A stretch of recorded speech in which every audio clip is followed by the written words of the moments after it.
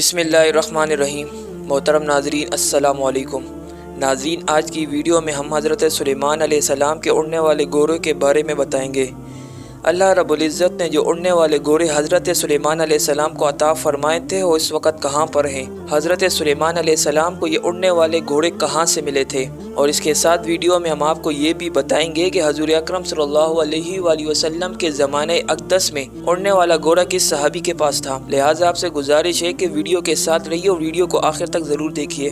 ناظرین، سب سے پہلے آپ کو بتاتے چلیں کہ حضرت سلیمان علیہ السلام کے جیاد گھوڑوں سے متعلق یوں بیان ہوا ہے کہ اللہ تعالیٰ نے حضرت سلیمان علیہ السلام کو بہت سے معجزے عطا فرمائے تھے۔ آپ جانوروں کی بولیاں سمجھ لیتے تھے، ہوا پر آپ کا قابو تھا، آپ کا تخت ہوا میں اڑا کرتا تھا، یعنی صبح شام مختلف سمتوں کو ایک ماہ کا فاصلہ طے کر لیا کرتے تھے۔ سلیمان علیہ السلام کی سب سے بڑی خصوصیت یہ تھی کہ آپ کی حکومت صرف انسانوں پر ہی نہ تھی بلکہ جنات بھی آپ کے تابع تھے۔ نہ صرف جنات و حیوانات بلکہ دنیا کی تمام تر مخلوقات ہر وقت حضرت سلیمان علیہ السلام کی خدمت میں موجود رہا کرتی تھی۔ ناظرین، اس خوبصورت حکومت اور بادشاہت کے ساتھ ساتھ اللہ رب العزت نے آپ کو خوبصورت اڑنے والے گھوڑے بھی عطا فرمائے تھے جو سفید براق پروں والے اور نہایت خوبصورتی کے حامل تھے۔ یعنی ہم کہہ سکتے ہیں کہ حضرت سلیمان علیہ السلام دنیا کے واحد بادشاہ ہیں جن کو اللہ رب العزت نے اڑنے والے گھوڑے بھی عطا فرمائے تھے، جس کی وجہ سے آپ کی بادشاہت مزید طاقتور بن گئی تھی۔ یونان کے لوگ حضرت سلیمان علیہ السلام کے اڑنے والے گھوڑوں کو ٹیکسیس کے نام سے یاد کرتے ہیں۔ یونانی لوگوں کا ماننا ہے کہ یہ گھوڑے یونان میں ہوا کرتے تھے۔ رومن ماہرین کے مطابق ان اڑنے والے گھوڑوں کو وہی شخص اڑا سکتا ہے جو نہایت نیک دل اور اچھا انسان ہو۔ یہ گھوڑے خوبصورتی کے ساتھ ساتھ نہایت طاقتور اور عقل مند بھی تھے۔ ناظرین، تاریخی کتابوں میں ایک ایسے گھوڑے کا بھی ذکر ملتا ہے جس کو یونیکورن کہا جاتا ہے۔ یہ گھوڑا بھی انہی اڑنے والے گھوڑوں کی نسل میں سے تھا۔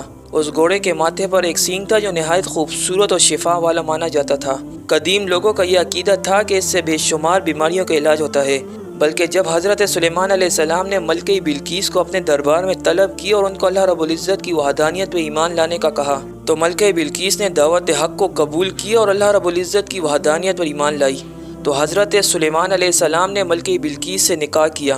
حضرت سلیمان علیہ السلام کی بیوی ملکہ بلقیس حضرت سلیمان علیہ السلام کے اڑنے والے تخت سے بہت خوش ہوئی تھی اور ان کی خواہش تھی کہ وہ بھی حضرت سلیمان علیہ السلام کے ساتھ ہوا میں اڑ کر سفر میں جائیں اور سیل کریں۔ ایک مرتبہ ملکہ نے حضرت سلیمان علیہ السلام کی بارگاہ میں عرض کی کہ آپ ہر وقت اڑنے والے گھوڑوں پر پوری دنیا کی سیل کرتے ہیں، میری بھی خواہش ہے کہ میں آپ کے ساتھ اڑنے والے تخت پر بیٹھ کر پوری دنیا کی سیل کر سکوں۔ اس طرح جب ملکہ بلقیس نے حضرت سلیمان علیہ السلام کے سامنے اپنی خواہش کا اظہار کیا تو حضرت سلیمان علیہ السلام نے فوراً ہوا کو حکم دیا تو ہوا میں اڑنے والا تخت آپ کے سامنے موجود ہوا۔ اس وقت حضرت سلیمان علیہ السلام نے ہوا کو حکم دیا کہ ملکہ بلقیس کو پوری دنیا کی سیل کراؤ۔ لہٰذا ملکہ بلقیس اور حضرت سلیمان علیہ السلام اس پر سوار ہوئے اور وہ تخت ہوا میں اڑنے لگا۔ اس طرح حضرت سلیمان علیہ السلام اور ملکہ بلقیس پوری دنیا کی سیل کرتے کرتے ایک جزیرے پر پہنچ گئے۔ ہوا میں اڑنے والے اس تخت نے حضرت سلیمان علیہ السلام اور ملکہ بلقیس کو سمندر کے بالکل درمیان میں اتار دیا۔ جس جگہ حضرت سلیمان علیہ السلام اور ملکہ بلقیس کو اتارا گیا تھا وہ 7 سمندروں کے درمیان ایک خوبصورت جزیرہ تھا۔ ملکہ بلقیس اس جزیرے میں اتر کر سیر کرنے لگی اور جزیرے کی خوبصورتی کو دیکھ کر خوش ہونے لگی۔ پھر اچانک ان کا گزر ایک ایسی جگہ سے ہوا جہاں پر کافی سارے گھوڑے موجود تھے اور وہ گھوڑے آپس میں کھیل رہے تھے۔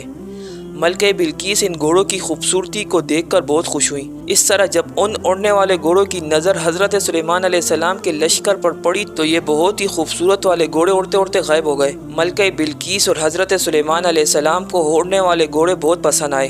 حضرت سلیمان علیہ السلام جب اپنے دربار میں واپس تشریف لائے تو تمام جنات کو اکٹھا کیا اور حکم دیا کہ وہ جزیرے میں جاؤ اور ان گھوڑوں کو پکڑ کر لاؤ، یعنی وہ گھوڑے اڑ کر جہاں بھی گئے ہیں ان کو گرفتار کر کے یہاں لایا جائے۔ اس وقت تمام جنوں نے حضرت سلیمان علیہ السلام کی بارگاہ میں عرض کی کہ زمین میں رہنے والے جنات سمندر میں جا کر ان گھوڑوں کو گرفتار نہیں کر سکتے، یہ کام بس ایک جن ہی کر سکتا ہے۔ تو حضرت سلیمان علیہ السلام نے فرمایا کہ جو جن ان گھوڑوں کو پکڑ کر لا سکتا ہے اس جن کو میری بارگاہ میں حاضر کیا جائے۔ وہ جن کون ہے اور اس وقت کہاں ہیں؟ تو جنوں نے حضرت سلیمان علیہ السلام کو جواب دیا کہ حضور، اس جن نے آپ کا حکم ماننے سے انکار کر دیا ہے اور اس کا کہنا ہے کہ میں آزاد رہنا چاہتا ہوں۔ وہ جن ہمارے گروپ سے نکل کر سمندر میں چھپ گیا ہے۔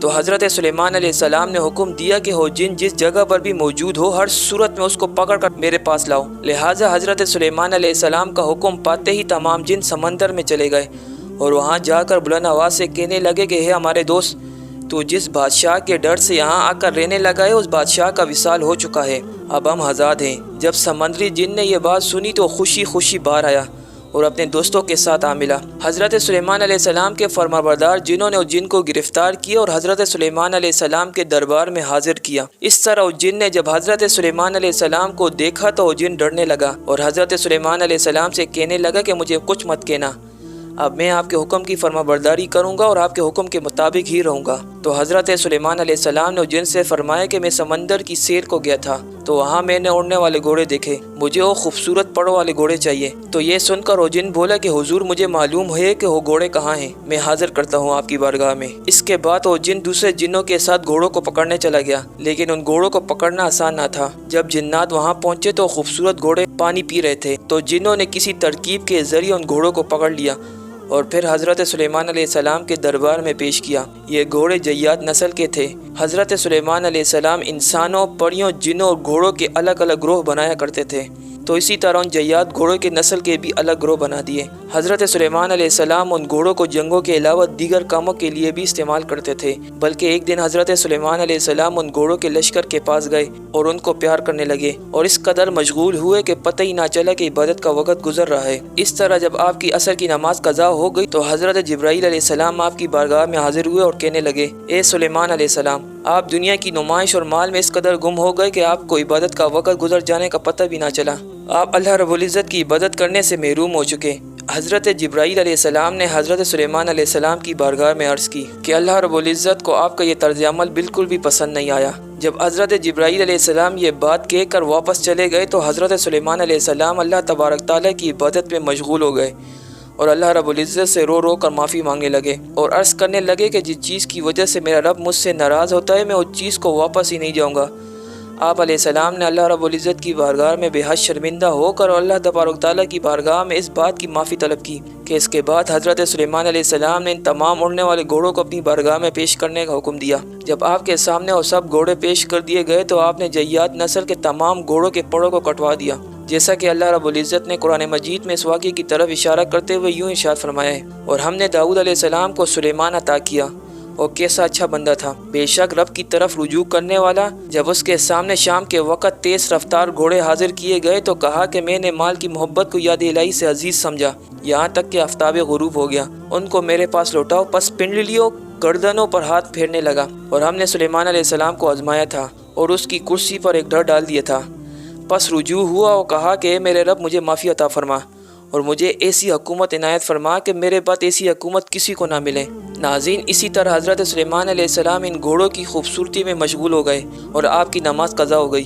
حضرت سلیمان علیہ السلام نے اللہ رب العزت کی بارگاہ میں معافی حاصل کی اور ان گھوڑوں کے پڑوں کو کاٹ دیا اور اس طرح ان کی نسل کو ختم کر دیا۔ حضرت سلیمان علیہ السلام کے اڑنے والے گھوڑوں کا ذکر حدیث پاک میں بھی ملتا ہے، جیسا کہ ام المومنین سیدہ عائشہ صدیقہ رضی اللہ تعالیٰ عنہ سے روایت ہے کہ رسول اللہ صلی اللہ علیہ وآلہ وسلم غزوہ تبوک یا خیبر سے واپس تشریف لائے تو میرے تخچے کے آگے پردہ پڑا ہوا تھا، ہوا چلی تو اس نے پردے کی ایک جانب کو اٹھا دیا، تب میرے سامنے کھلونا گڑیا نظر آئی۔ آپ صلی اللہ علیہ وآلہ وسلم نے پوچھا، عائشہ یہ کیا ہے؟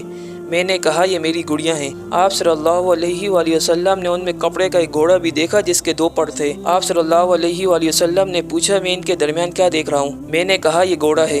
آپ صلی اللہ علیہ وآلہ وسلم نے پوچھا کہ اس کے اوپر کیا ہے؟ میں نے کہا کہ اس کے 2 پر ہے۔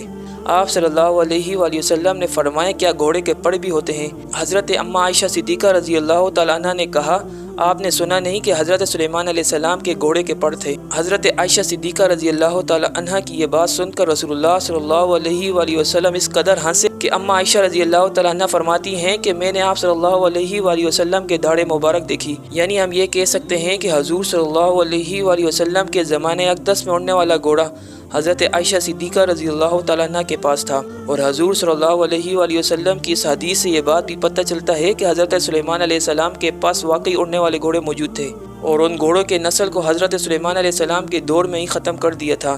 بہرحال یہ بات بھی واضح رہے کہ گھوڑے اللہ رب العزت کی وہ خوبصورت مخلوق ہے جس کا ذکر کئی مقامات پر قرآن مجید فرقان حمید میں بھی ملتا ہے، اور کئی مقامات پر اللہ رب العزت نے صحابہ کرام کے گھوڑوں کی قسم بھی اٹھائی ہے۔ ناظرین، اللہ رب العزت سے دعا ہے کہ اللہ تبارک تعالیٰ ہم سب کو گھوڑے کی سواری نصیب فرمائے اور جنت الفردوس میں اڑنے والے گھوڑے نصیب فرمائے، آمین۔